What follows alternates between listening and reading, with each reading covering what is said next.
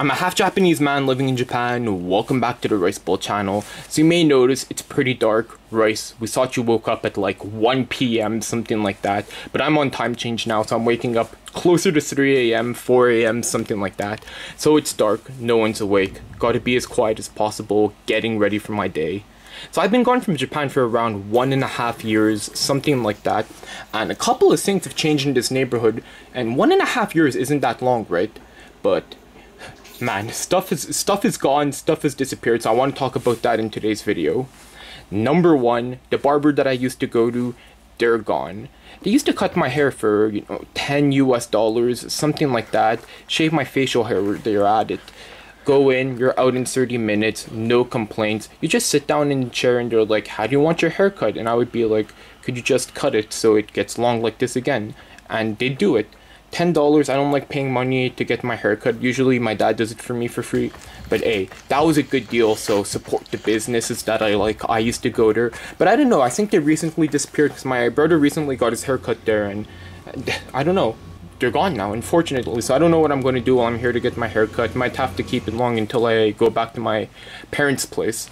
Second thing that's disappeared is the convenience store that I used to go to upload videos. Now this is a big deal because the origins of my last channel, I was able to keep the momentum of the upload schedule because we had Wi-Fi at the convenience store.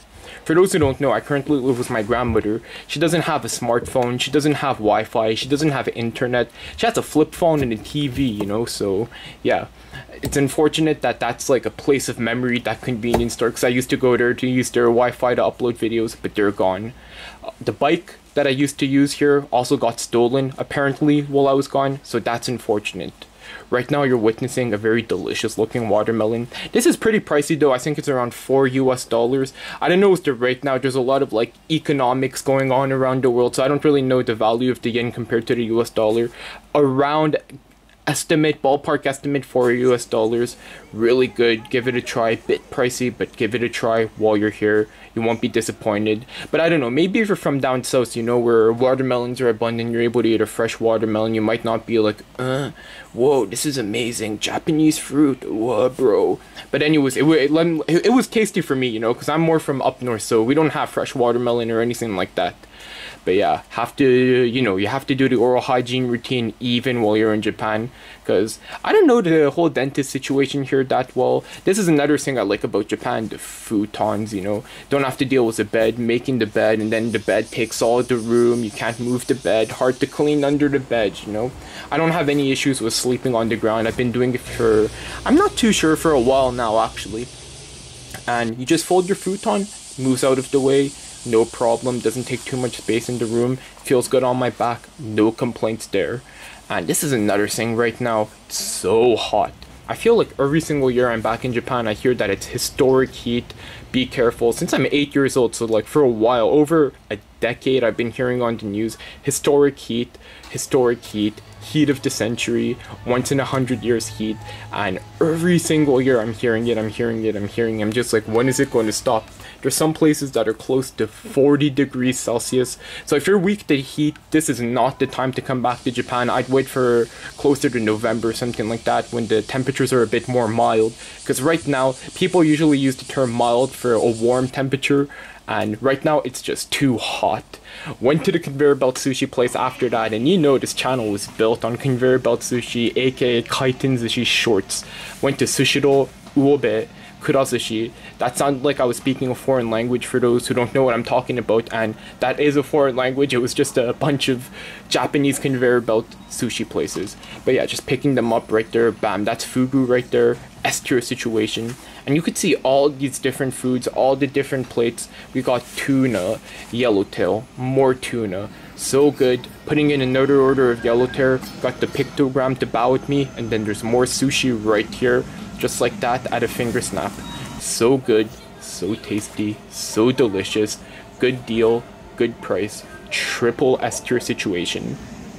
What I noticed in Japan also, it's easier to film videos at restaurants and at eateries or whatever you want to call it. Because, you know, in Canada, in the United States, the waiter, the waitress, they come every 15 minutes and they're like, oh, how's the food? Does everything taste okay?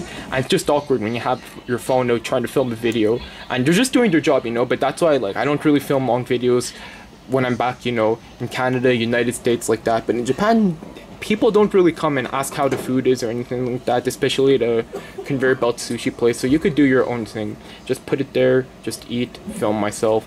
Not that awkward. It's kind of awkward when everyone's watching you from the back, but didn't have that issue today. And you might be watching this and being like, what? In Japan you have to put away your own plates? Nah. Right here, when you put 5 plates, you get to play this little roulette game, a little game. I lost right here. I thought I was going to win. And if you win, you get a little gacha gacha. I don't know how you say it in English. I don't think there's a direct translation. See, this is the bill for $8 US around. But you get a little toy basically. And in today's case, it would have been a My Hero Academia toy, but it didn't work out.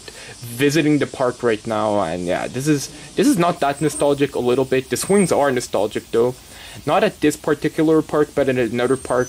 Me and my friends used to have this game where we tried to jump over these little barriers, but looking back, that was dangerous. I don't know how we survived. Like someone could have hit our head, or I guess we never really had enough like momentum to actually go near the barriers, or we were too scared or something like that. Man, looking back, and even when I was on the swings, I was like, yo, should I jump over these barriers for the video? But nah, I couldn't find the courage to. Walking up these stairs right now. Surprisingly, it's a steep hill, but since the stairs are very short, they're not very high. Very easy walk up. My heart rate didn't go up. I have a little Garmin watch now, so sometimes I like to check my heart rate. And I was like, wow, I'm surprised my heart rate didn't really go up by that. But yeah, I just wanted to see if any trains are going to pass by, and none were coming. But oh, here we go. I might be noticing something. Here comes a train, and yeah, not quite yet. Yeah, here we go, the train. And here's the train. And yeah, I don't know. Trains in Japan, they're good. They're great. That's why there's the whole train otaku phenomenon. Where, for those who don't know, it's people who are really into trains. They like riding trains. Well, there's different types. Some really like to ride trains. Some really like to take pictures of trains.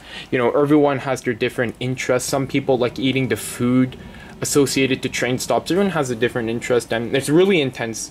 And I'm not at that level. I just like the trains at a more casual level. I'm more of a quote-unquote like casual gamer, you know. I'm not a pro gamer. I'm a casual train fan. But yeah, so hot. Had to buy a bottled water, and I got home. My grandma said she wanted to have some tempura for dinner, and it's not like we had anything to really make that at home, so I went to the supermarket, and she said it's okay if we get the ready-to-eat version. So fantastic. Heading out to get that, getting more steps in, enjoying the sun. I already got a sunburn before I came to Japan, and yeah, it might be getting worse now. But yeah, they didn't have the tempura she wanted, unfortunately. Got what I had, got what they had, you know, no complaints there. And then, you know, right here we're just paying right now with a bunch of coins, trying to use up all my coins here. Even if you put too much, they're going to give you your change, and when they give you your change, usually they merge it into bigger coins, bigger bills, so it lightens the load in the coin wallet a bit, which is always nice. That's Japan hack number 79, if you encounter one of those machines that asks for coins. And while we're in Japan, the video grind, the YouTube grind doesn't stop.